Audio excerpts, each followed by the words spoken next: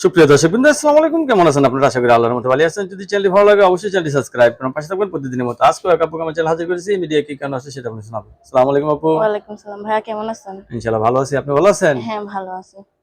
আপু কি সব সময় সেজে গুজে থাকতে পছন্দ করেন? হুম, সাজাগোজা মাশাআল্লাহ। ভালো লাগে।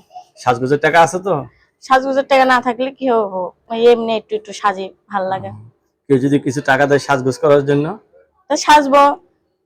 আবার কেউ যদি বিয়ে করতে চায়, বিয়ে করতে চাইলে বিয়ে বসার জন্য তো মিডিয়ার সামনে আইছি। ও বিয়ে বসার জন্য মিডিয়ায় আসছেন? হুম, বাবা, ফ্যামিলিতে কে আছে? ফ্যামিলিতে হচ্ছে বাবা মা নাই, দাদি আছে, দাদির কাছে মানুষে বড় দাদির হয়েছি। কাছে মানুষ ছোটবেলা থেকে। বাবা মা হুম, কি হয়েছে?